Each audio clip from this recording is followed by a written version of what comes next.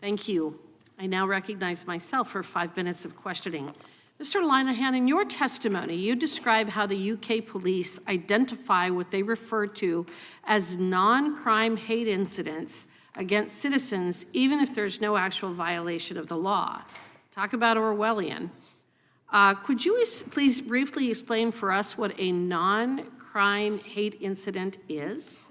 It's essentially the British government's attempt to control people's speech without appearing to. Non-crime hate incidents, they don't, I believe they appear on background checks, but it's very hard to find out what they have, what they are saying about you. I was invited to the Conservative Party conference in the UK and my accreditation was turned down. I still don't know why.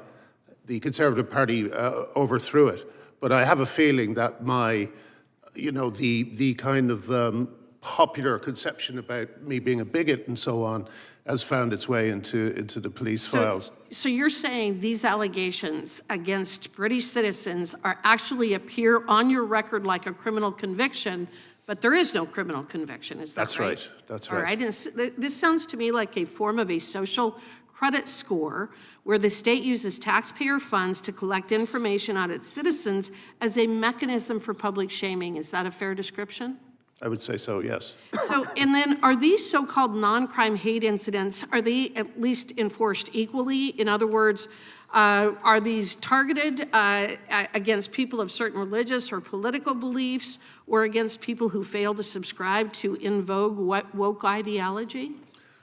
Well, I'm not sure. I think, as I said earlier, I think the UK police, their main job now is keeping the people under control, because too many of them are noticing things that are worrying them, things that they want to talk about, and they're not being allowed to talk about it.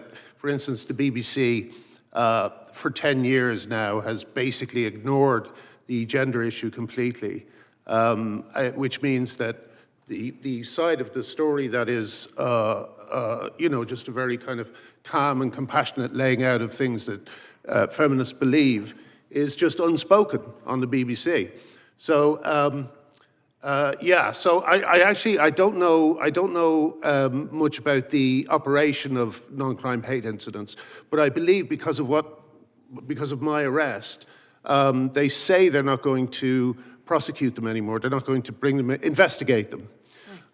So I'm hoping that's true. Well, but isn't it a fact that the information is then often used by employers, banks, people who may have invited you to speak, to actually ruin someone's life, a person that has not been convicted of any crime, but in this shadowy netherworld of surveillance and observation and trying to define what is appropriate speech and inappropriate speech, it's actually ruining people's lives or preventing people from getting jobs simply because of this nebulous anti-free speech otherworld. Sure, yeah. Well, and how did we come to this point? How did a European country claiming to be free and which allied with us, with our country to defeat mankind's greatest threats to freedom in the 20th century, here they are, they have now become this type of a very ugly, censorious regime. How did that happen? Because they won't fix the problems that are causing the, some people have been arrested for genuinely violent speech and they've gotten into trouble for that. But a lot of people are frustrated simply because they cannot speak about the things that matter to them. And when they do speak about the things that matter to them, they're labeled as bigots or racists, So, and also I think it's the same here as well, in the sense that yes, it is. It's not just the absence of people talking about it, it's mainstream legacy media directing people's attention elsewhere and simply not reporting on things. So I think there's just a huge bubbling sense of frustration that could, as I said earlier, lead to some sort of societal collapse. I don't think that's out of the question at all. I think that your warning in that regard is very well taken, at least for some of us on this panel.